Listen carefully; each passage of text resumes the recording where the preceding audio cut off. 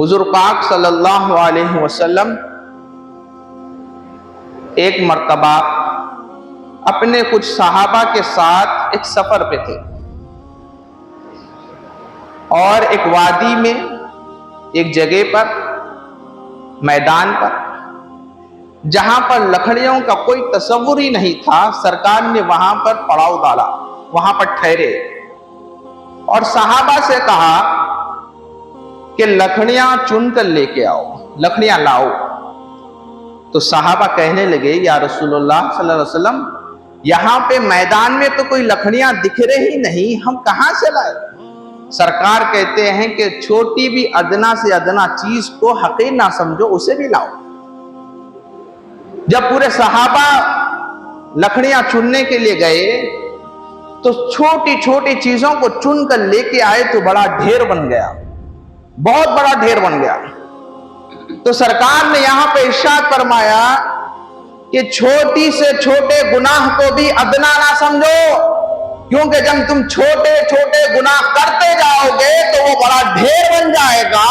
اور اتنا بڑا ڈھیر بن جائے گا کہ تمہارے نامے اعمال میں نیکی کم گناہ زیادہ نظر آئیں گے۔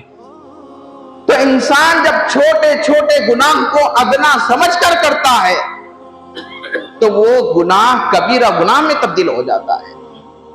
حضور پاک صلی اللہ علیہ وسلم نے ارشاد فرمایا مومن گناہ چھوٹے گناہ کو بھی بڑا پہاڑ سمجھتا ہے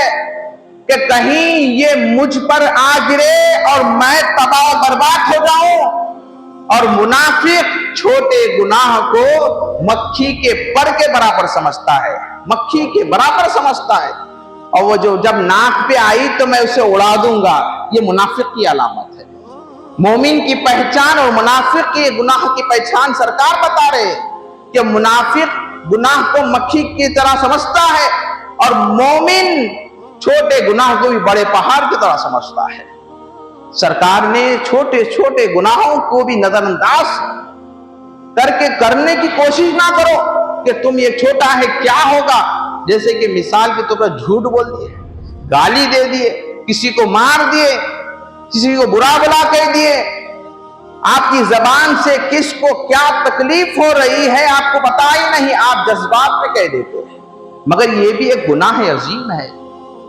کسی کے دل کو دکھانا، کسی کو گالی دینا، کسی کو برا بلا کہنا، کسی کے بد پیچھے چغلی کرنا یا کسی کے سامنے اس کی برائی کرنا، یہ بہت بڑے گناہ ہیں۔ انسان ان تمام چیزوں کو چھوٹا سمجھتا ہے، کیوں؟ کیونکہ اس کے معلوم ہی نہیں کہ گناہ کیا ہوتا ہے۔